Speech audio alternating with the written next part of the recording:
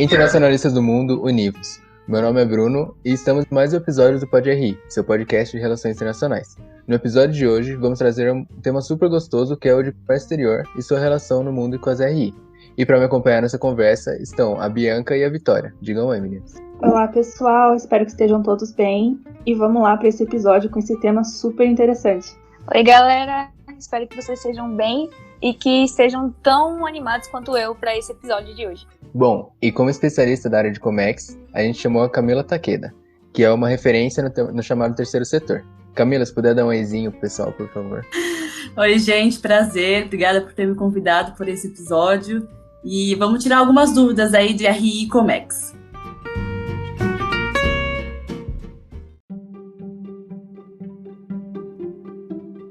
Camila, só antes de começar um pouco a conversa, eu acho que seria legal você se apresentar um pouquinho, contar um pouco sobre sua carreira, sua formação, por favor. Bom, eu sou formada em Relações Internacionais pela Unesp, sou formada desde 2017, fiz alguns cursos de Comex também, mas trabalho na área de Comex tem uns 3 anos mais ou menos. Hoje eu trabalho com as importações da Leroy Merlin.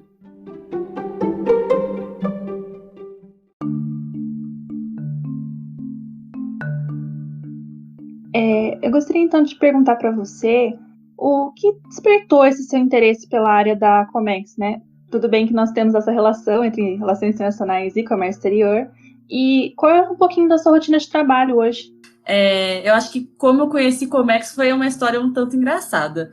Eu, mais ou menos em 2016, eu estava de férias, então eu estava aqui em casa, e eu vi uma amiga da faculdade confirmando presença num evento no Facebook, que era de negociações internacionais, lá no IRI, né, o Instituto de Relações Internacionais da USP. E eu falei, tô sem fazer nada, eu vou fazer o curso. Fiz o curso, era um dia só, gostei, e fui para negociações avançadas. Falei, cara, legal, gostei bastante. Quando foi meados de 2016, a faculdade entrou em greve. Tava para entrar em greve. E um colega falou, olha, eu acho que eu vou fazer um curso de exportação no Senac Ribeirão. Era perto da faculdade, né? A gente falou, era de sábado, vamos pegar e vamos ir. E o professor falou, olha, além de exportação, eu dou o curso de importação. Aí a gente falou, vamos também, né? Já estava no embalo de exportação, fizemos importação. E eu peguei muito gosto. O curso era muito assim, na prática, né? Então a gente tinha simulador de mexer no sistema do Siscomex, que é o do governo. E gostei tanto que resolvi voltar para São Paulo e fiz um curso mais amplo. Daí já foram 8 meses de capacitação em comércio exterior na GV. A minha rotina de trabalho, né? Eu trabalho com comércio exterior, faço parte da coordenação de todas as importações da empresa, mas também trabalho com a parte de TI. Então, tudo que tem a ver com o sistema de comércio exterior, eu faço teste, eu procuro por melhoria, a gente chama isso de Product Owner, né? Então, eu sou a PO de comércio exterior. A gente já chegou a fazer várias reuniões com startups de tecnologia em comércio exterior também. Então, eu vou por essas duas vertentes, tanto a coordenação, a operação em si, mas a parte de tecnologia. E Camila, você contou que é formada em Relações Internacionais, né? E na sua opinião, de que forma um profissional de Relações Internacionais ele pode contribuir para a área de Comex? Olha, para mim, o profissional de RI, ele é muito voltado para a política, economia, a negociação em si e até um pouquinho de direito, né? Enquanto que o profissional de Comex, ele está voltado para a parte mais aduaneira, o desembaraço, a parte com o governo mesmo, né? É claro que os dois se juntam para formar um super profissional, né? Então, por exemplo, na Unesp, a gente teve bastante aula de política. E como que isso pode se aplicar? Eu vou contar uma história de uma professora minha, que era formada em Relações Internacionais, e ela fez parte da comitiva que estava preparando o Brasil para fazer a exportação de manga para a China.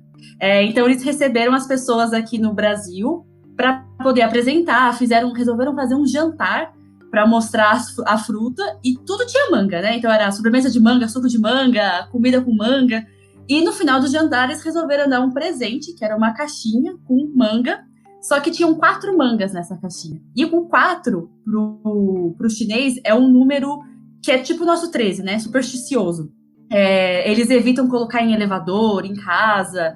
E dar uma caixinha com 4 unidades no final de uma reunião, né? De tentar começar uma exportação era um sinal até de má sorte. A minha professora conta que as pessoas tiveram que contornar, né, a situação e tudo, Mas eu lembrei muito da parte de cultura.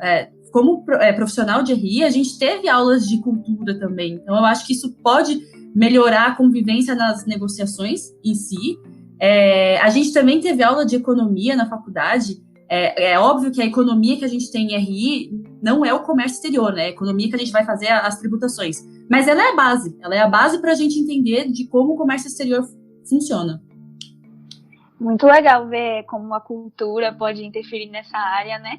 Mas eu queria saber também o quanto a política estatal influencia no setor privado. Aí, se você também tiver alguma história disso que você teve, dificuldade ou facilidade por causa de ações que quiser compartilhar com a gente, vai ser muito legal. É claro que as falas de governantes influenciam bastante, né? Vamos citar agora a pandemia que a gente está. Você chegar e acusar a China de ter inventado o coronavírus é muito prejudicial para a economia em si, né? A gente está tentando importar várias situações. O cenário da importação em si já está muito difícil e dificultar a negociação é muito pior. Se influencia, na minha parte, não. Como eu trabalho numa empresa de quadra de construção, essa parte não foi tanto afetada. E tem um outro porém também. Na minha empresa, a gente trabalha com 2 tipos de importação, né? A Leroy, ela é de uma empresa que se chama ADO, na França. E a gente trabalha com um método que chama intercompany. Então, a França compra da China e eu compro da França. Então, muita coisa passa pela França. Então, mesmo que vamos supor que eu tivesse falado alguma besteira em relação a materiais de construção, mesmo assim eu compraria da França, né? 20% eu compro direto da China e 80% eu compro direto para a França. Então, do nosso lado, não teve tanto impacto. Realmente, essa questão estatal influencia muito, né? Tanto no comércio como na nossa economia em geral, né? Exatamente. Aí, já aproveitando que você estava falando da questão brasileira, como é hoje o funcionamento da Comex? Há mais dificuldades, mais vantagens? Não precisa necessariamente ser no governo atual, mas no geral mesmo.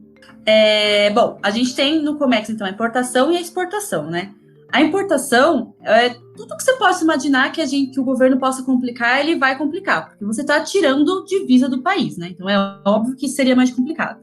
Então, partindo por uma parte um pouco mais técnica, né? Eu faço uma importação, ela chega no Brasil. O que eu tenho que fazer com ela? Eu tenho que pagar ICMS, eu tenho que pagar IPI, que é o Imposto sobre Produtos Industrializados, eu tenho que pagar imposto de importação, eu tenho que pagar PIS, eu tenho que pagar COFINS. E na exportação? Eu não pago nada disso. Eu não pago ICMS, eu não pago PIS, eu não pago COFINS, eu não pago IPI, então é livre para você exportar. Outro problema, além de todas essas taxas que a gente paga na importação, são as barreiras antes mesmo da importação. Então, a gente tem uma coisa que chama licença de importação, que são alguns produtos que o governo quer ter um controle. Então, antes de importar, eu tenho que solicitar uma licença, uma permissão para importar esse produto. E como é que a gente vê isso? Pela NCM. E aqui a NCM também dá para a gente fazer uma ligação com relações internacionais. A NCM é a nomenclatura comum do Mercosul. Então, basicamente, são 8 números que vão descrever um material. Então, por exemplo, a gente tem uma caneta. Aí eu vendo para você essa caneta e eu falo que a tributação da caneta é X. Só que você chega e fala, não, para mim isso aqui é um lápis, não é uma caneta, eu acho que a tributação tem que ser Y. Então, a gente inventa esses números, né, para poder todo mundo entrar num acordo. Então, você vai lá na NCM de caneta, vai estar que é uma tinta dentro de um plástico com uma bola esferográfica. Com isso, o governo ele consegue colocar tributações diferentes dentro dessa NCM. Alguns anos atrás, na NCM, que era de potinho de cerâmica para você colocar escova de dente, super específico, a gente tinha o antidumping. Então, se a gente comprasse esse material da China, além de pagar todos aqueles impostos, eu tinha que pagar também o dumping. Porque aí também a gente consegue fazer uma ligação com as aulas de economia, né? O que é o antidumping? É que você taxar um produto que você acha que vai competir deslealmente no mercado interno. Então, você acha que o governo chinês está vendendo por um preço extremamente baixo que você não vai competir aqui. O próprio exemplo do lápis que a gente estava dando. Lápis, ele também tem um antidumping. Então, aquele lápis de criancinha, a gente importava lápis para trabalhar em obra, e também a gente tinha que pagar um valor extra sobre esse produto. Até mesmo, gente, se a gente for parar para pensar, vai você fazer a sua comprinha como pessoa física, né? na AliExpress, na Wish da vida, a gente fala que quando chega na Receita Federal, eles catam as suas caixinhas e jogam para cima. O que cai no lado esquerdo vai tributar, o que cai do lado direito não vai tributar. Eu mesma, eu já comprei produtos que fui tributada, e a tributação é 60% do valor, então você quase que paga o dobro do que você está comprando. E já comprei coisas que foram mais caras que essa que eu fui tributada e não sofri tributação nenhuma. Então é aquela coisa, né? Joga pro alto e quem decide é Deus. É isso mesmo, meu pai teve uma meia que foi taxada esses dias, né? Taxaram uma meia dele, sim. 60% de $5. Nossa senhora. E Você agora... de marca aqui, né? E agora, para quem está buscando entrar na área, seja para trabalho, pesquisa, quais são os pontos importantes que devem ser priorizados e quais dicas você tem para dar para essa pessoa que está entrando nessa área? E também, quando eu estava fazendo a pesquisa, eu percebi que muitos dos cursos são oferecidos por faculdades particulares e não faculdades públicas. Se você sabe de algum porquê disso acontecer, de não ter faculdade pública, só na maioria em particular. Eu acho que, primeiro, quando a pessoa que é formada em Comex, ela, numa visão bem simplista, ela tem duas vertentes, né? Então, você pode ser a parte que trabalha como despachante ou a parte que você trabalha como cliente. O despachante, ele é extremamente burocrático, né? Então, é ele que vai fazer essa licença de importação, é ele que vai mexer no Siscomex, é ele que vai fazer as declarações de importação, é ele que vai lidar diretamente com o governo. É claro que todas as informações que ele usa é o cliente que vai passar. Mas o cliente, ele vai ficar com a parte de negociação, com a parte de análise, com a parte de gerenciamento. Então, para mim, se você está entrando no curso agora, você tem que ter claro. Olha, eu prefiro ser aquela pessoa que vai trabalhar com o despachante, vai lidar diretamente com o governo, vou poder fazer consulta, ou eu posso ser o cliente, que vai negociar, vai ser a parte por trás do comércio exterior, né? Que daí você vai lidar diretamente com o seu exportador. Então, eu vou lidar diretamente com o meu país de estrangeiro, né, de origem. E aqui eu acho interessante também ter a visão de que dentro das empresas também tem uma divisão. Então, tem empresa que a área de comércio exterior ela é muito grande. Então, a área de comércio exterior, ela vai comprar, ela vai coordenar, ela vai na China fazer negociação, vai descobrir novos produtos, vai elaborar novas linhas. Mas também tem aquelas empresas que a área de comércio exterior vai ser simples coordenação. A coordenação, a negociação de alguns preços, negociação de algum frete, uma coisa mais simples, né? Enquanto que vai ser outras áreas que irão comprar. Aqui, eu acho que eu volto na primeira questão, que é do profissional de RI. Eu acho que para o cliente, é muito vantajoso você ter essa situação, ser formado em comércio exterior, então você tem a noção das taxas de tributação, de como é uma importação, mas você também tem a noção de negociação, do próprio direito.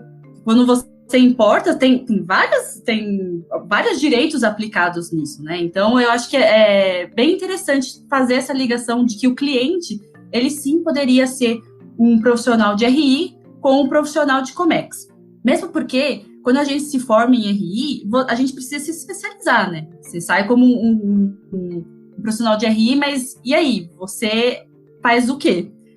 Então, as pessoas elas vão se especializando de alguma forma, né? De direito, academia e o próprio comércio exterior mesmo.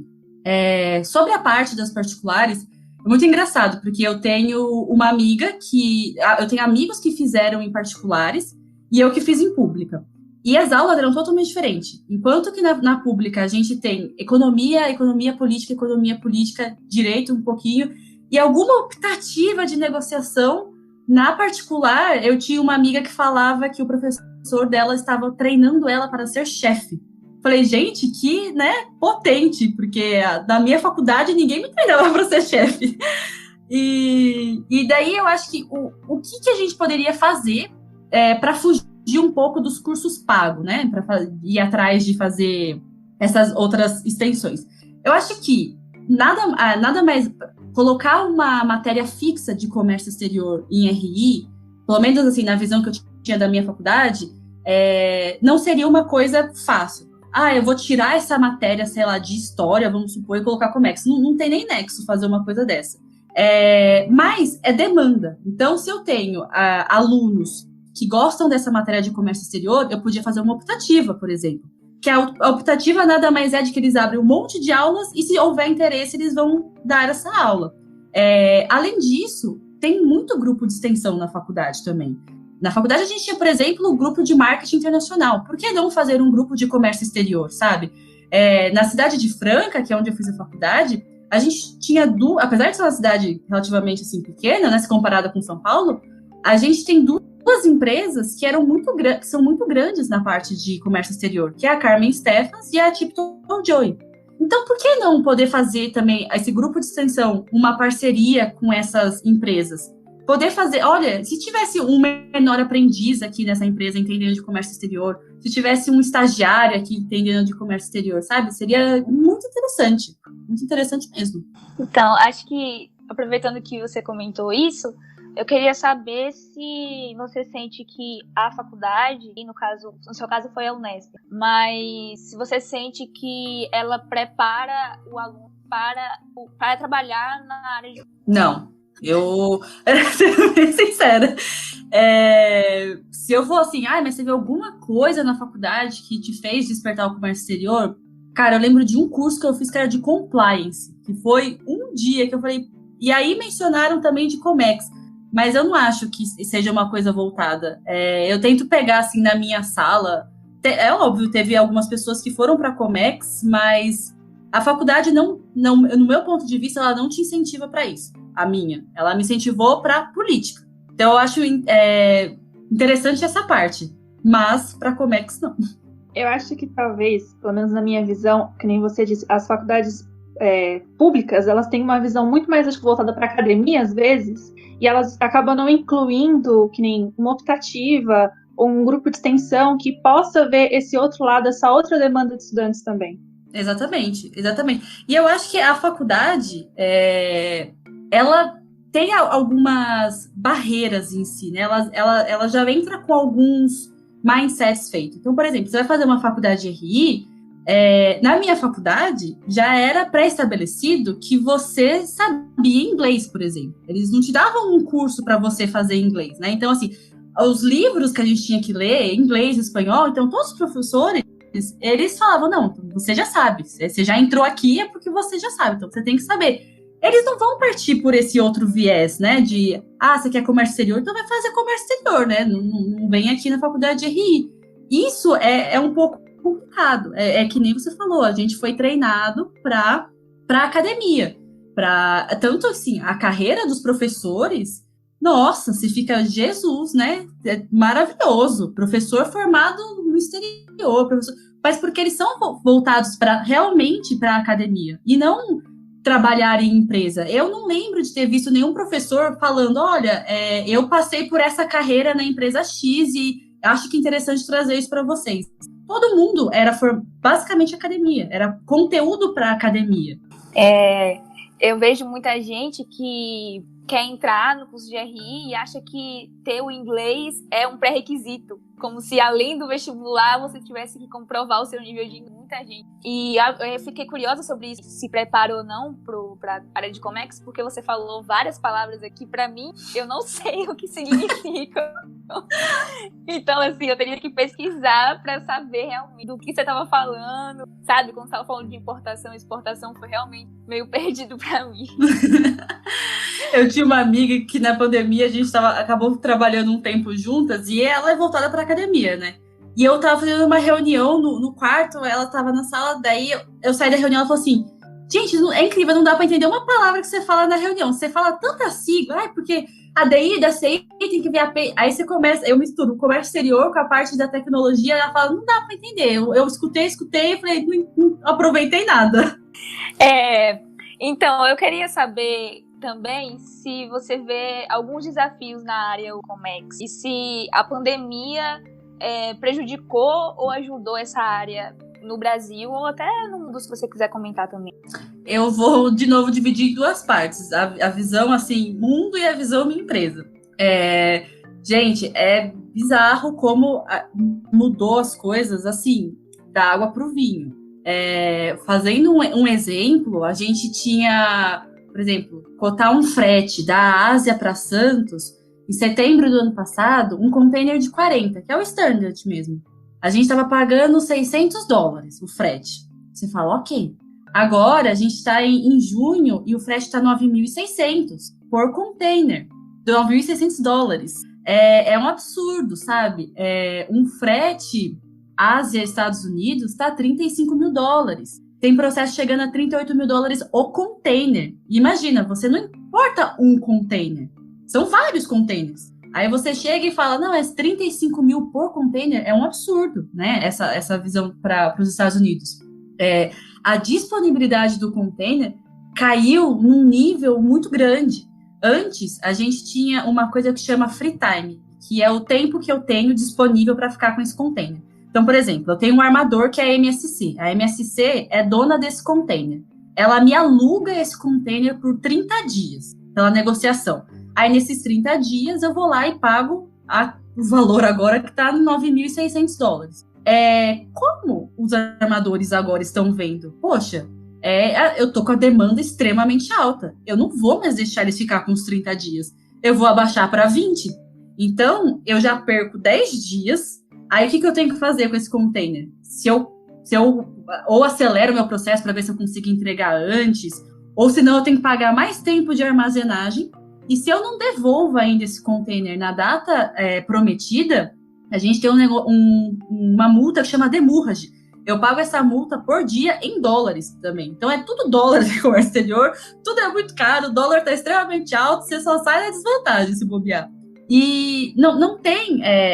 ficou tão absurdo o tamanho de pessoas querendo fazer importação nessa época que tudo ficou muito caro. Tem empresas pequenininhas que antes faziam frete assim, para lugares próximos, então, tipo, na Ásia, para a Europa, lugares mais próximos, que elas resolveram expandir o mercado. Então, eu acho que eu vou fazer agora um pouco para os Estados Unidos, um pouco para a América Latina. Aí você viu, não sei se vocês ficaram sabendo de um caso, de um navio que pegou fogo no Sri Lanka, né, na costa lá, e simplesmente o que aconteceu? Era uma empresa realmente pequena. O pessoal até falava assim, o navio cheirava tinta, de tão novo, ele tinha 3 meses de utilidade.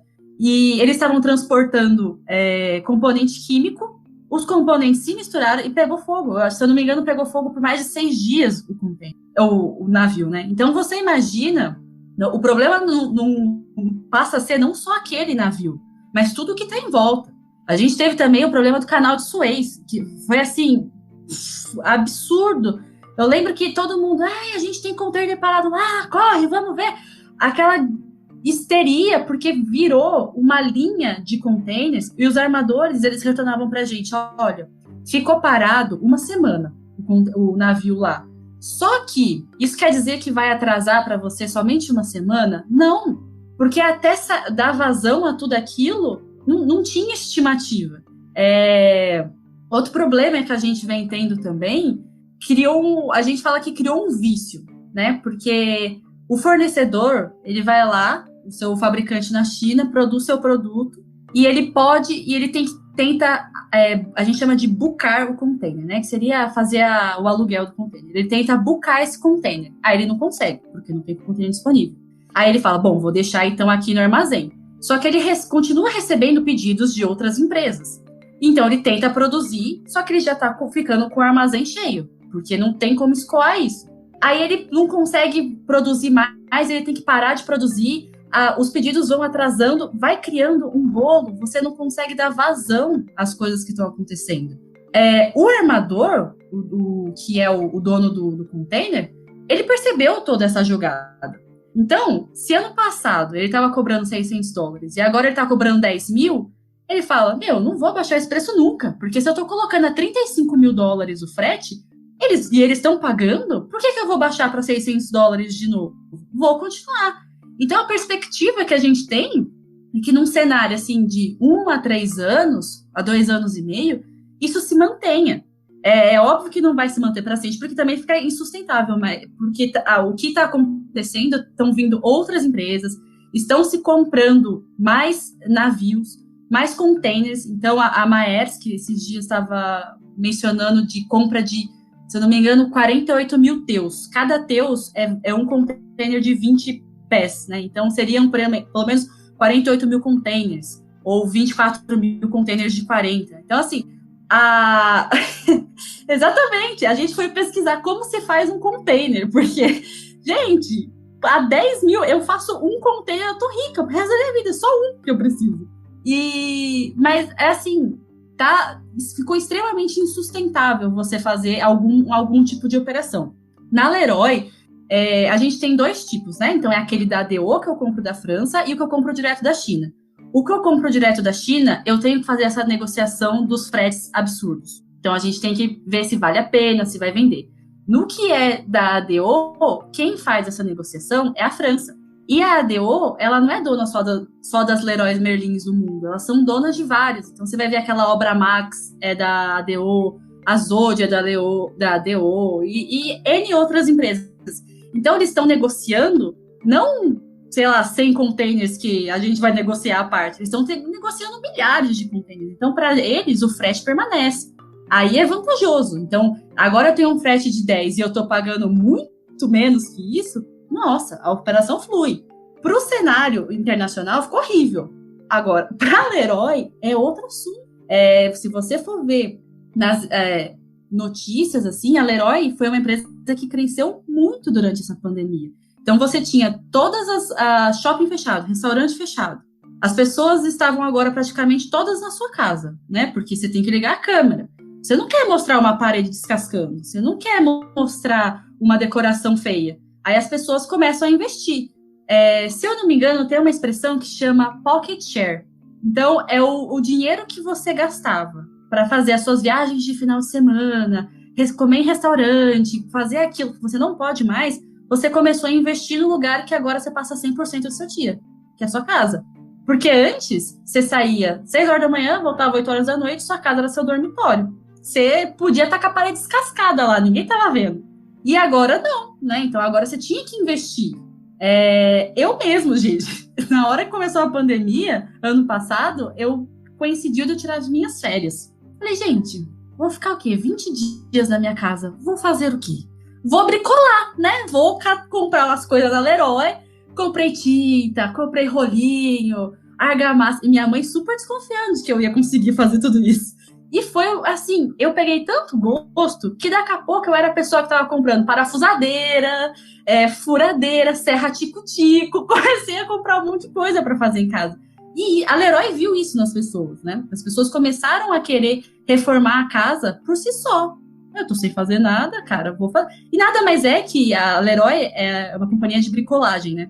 E a bricolagem é uma palavra que deriva do francês, que é a mesma coisa do do it yourself. Então, eles estimulam que você faça isso por si. Tanto que hoje, se você for ver, a Leroy viu que as pessoas queriam usar ferramentas, mas não compensava o preço para comprar, para usar 1, 2 vezes, e começou a fazer o aluguel de ferramentas. Então, você vai lá e fala, putz, eu vou alugar isso daqui, vou usar por 3, 4, 5 dias, a quantidade que eu quero e devolvo, porque eu não vou comprar uma ferramenta para ficar lá jogada, sendo que eu vou usar uma vez. Então, assim, é bizarro como no cenário mundial ficou extremamente complicado, mas para algumas empresas deu muito certo, assim. É até chato você falar uma coisa dessa, porque é uma situação muito complicada, né? Assim, as pessoas, parece falta de empatia, mas algumas empresas cresceram muito. Telianorte também, a própria concorrente, ela cresceu demais também com isso, né? Você comentou do canal de Suez, eu fiquei com vontade de fazer uma pergunta boba. Pode fazer. A gente do pod, no grupo do WhatsApp, ficava compartilhando memes sobre a situação do canal de Suez. Eu queria saber como foi pra você e seus colegas de Comex essa troca de memes assim, sobre a situação. Gente, tem uma página no Instagram que chama Comex da Deprê. É umas coisas que... Trabalham na área de Comex, né, dentro da própria universidade, disponibilizam alguns cursos, né? Aí eu queria saber se você tem alguma dica para quem queira entrar, tipo, acho que esse curso é legal, ou vai para esse lado. O que vier na sua mente? Tô só instigando. Olha, eu gosto de esses cursos de pequena duração, assim, que é para você ter noção se você gosta ou não. Porque às vezes você vai num curso de 1 ano e você fala, putz, não é isso daqui. Eu acho muito válido. Eu fiz um curso que durou 1 semana. ele mostrou super rápido, era só para você ter noção mesmo se você gostava ou não. E eu acho que é válido. Infelizmente foi pago, então foi o curso que eu fiz no Senac, mas ele mostra bem por cima como funciona o comércio, a parte de exportação e importação, né? Não tem os dois juntos, se eu não me engano, daí teria que ser 2 cursos. Mas eu acho interessante você tentar ver a visão por cima, antes de tentar entrar naqueles cursos que são mais demorados, que você vai aprender a calcular valor aduaneiro, gente. Por que você vai gastar seu tempo calculando valor aduaneiro, sendo que você é de RI, gente? Quem trabalha com RI e vai para exatas, eu entrei em parafuso. Às vezes eu me questionava se era isso mesmo que eu queria da minha vida, sabe? Mas eu acho que primeiro ir numa coisa mais super genérica, para ver se é isso mesmo que você quer. Tem algumas páginas na internet que mostram bem por cima como funciona também, sabe? Fazer a pesquisa na internet vendo de curso, que o primeiro que mostra, se você entra no próprio curso, ele vai ter as aulas. Ali, pelas aulas, você já vai conseguir ver, putz, isso daqui é interessante para mim, não é interessante para mim, não é isso que eu estava achando. Eu queria ser a parte do cliente, não queria ser o despachante, coitado, porque sempre que você é prestador de serviço, você leva porrada, né? Não é fácil ser prestador de serviço. E eu acho que tendo essa visão do que você já tem, a sua base de RI, juntando com um pouquinho que você sabe de comércio exterior, já dá para ter uma análise legal, se para você vale a pena ou não. Tem muita gente que fica meio receosa assim, de entrar no curso de RI por conta da questão do mercado de trabalho. Foi difícil para você, desde que formou, conseguir seguir nessa direção do Comex? Olha, não foi muito, para falar a verdade. É óbvio que eu entrei em todas essas dinâmicas doidas que existe de empresa, mas por incrível que pareça, eu vou falar quando a minha área, comércio exterior, geralmente ela está dentro de uma área maior que chama cadeia de suprimentos, né? Então, supply chain. Então, geralmente, quando você vai fazer alguma dinâmica para essas empresas, eles não fazem diretamente para importação. Eles vão fazer para essa área grande de cadeia de suprimentos.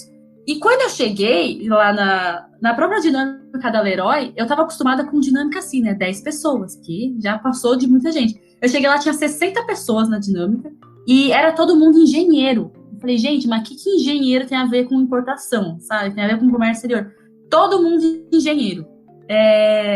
Eu acho que a faculdade, nessa hora que se você decidir ir para empresa mesmo, na hora que você vai começar as dinâmicas, a empresa, sinceramente, ela não olha muito o curso que você está fazendo. Ela quer uma pessoa que tenha que vai se formar, né? Que vai ter o diploma. Porque a empresa, ela vai te moldar do jeitinho que ela quer, né? Então, eu vi engenheiros fazendo coisas de comércio exterior. O nosso antigo estagiário era formado em engenharia, estava se formando em engenharia, e trabalhava com comércio exterior. A nossa estagiária de agora é a mesma coisa. Engenharia civil, se eu não me engano, e trabalhando com comércio exterior. Então, você se molda, né? Assim, você entra. Fazendo um piquinho do adendo também, eu hoje sou estagiária no IP, Instituto de Pesquisas Ecológicas, e para mim eu acho que é a mesma coisa, porque fazemos relações internacionais. Eu trabalho na área de negócios sustentáveis, mas trabalho junto com biólogos, e às vezes eu me pergunto assim, o meu conhecimento de biologia comparado com o deles, para a criação de projetos, é muito inferior. Exatamente. Mas você acaba sendo moldada, né? Por exemplo, os seus gestores, eles estão lá para moldar a sua cabecinha do jeito que a empresa quer. E isso parece um pouco ruim, mas eu não quero dizer de manipulação, né? Mas você acaba sendo moldado para se encaixar na empresa. Mesmo porque o estagiário, você sai da faculdade, você quer aprender coisas novas, você quer se adaptar num novo ambiente. E o estagiário, quando ele entra numa empresa, eles querem mostrar tudo que tem. Eu lembro que tinha estágio, se eu não me engano, algum grupo da Unesp até criou uma ida para a gente ir na USP, estava tendo uma feira com várias empresas falando de estágio, não sei o quê. E tinha empresa que você tinha, era tipo o esquema de trainee, mais para estágio. Então, eles faziam assim, a rotatividade. Poxa, eu acho que eu sirvo melhor para planejamento. Ah, não, deixa eu tentar importação, deixa eu tentar... Eu acho isso muito interessante. Porque você sai da faculdade, realmente, você se sente preparado, né? A não sei que você tenha uma profissão extremamente específica, tipo engenheiro, que você, né? Porra, você é engenheiro, vou construir prédio. RI, você sai e você fala, me dá alguma coisa para fazer, porque eu estou necessitada, né? A não ser que você queira algo muito específico, como carreira diplomática ou trabalhar na academia, realmente. Exato. Você tem que ficar pesquisando em empresa e você vai, é um tiro no escuro, né? Exato.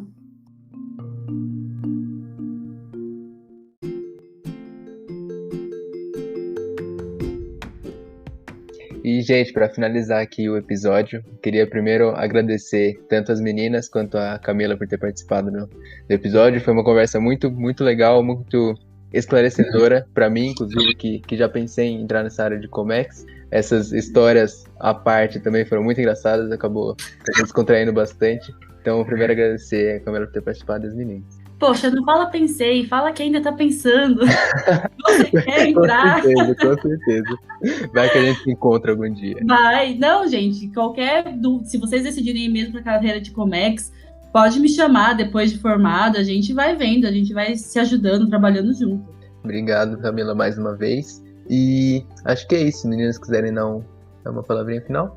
Obrigada, Camila. Obrigada, pessoal que participou aqui, todo mundo conjunto, para essa conversa super descontraída, né, gente? E obrigada a você que escutou até o final também. Obrigada, Camila. Acho que no futuro, se eu seguir em Comex, eu vou falar que a culpa foi sua. Vou deixar essa responsabilidade aí com você.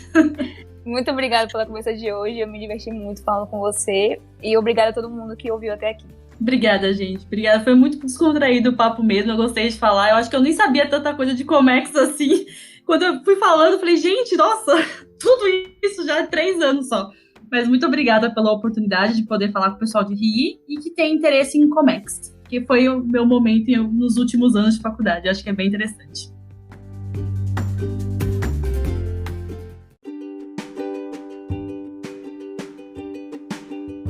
Muito obrigada por escutar mais um episódio do Pod RI, um projeto realizado em conjunto com o LABRE, Laboratório de Relações Internacionais da Unesp de Franca. Para mais informações, curiosidades, memes, episódios, siga a gente nas nossas redes sociais. Além disso, não esqueça de conferir a descrição aqui do episódio, que a gente costuma deixar alguns links relacionados ao tema da vez.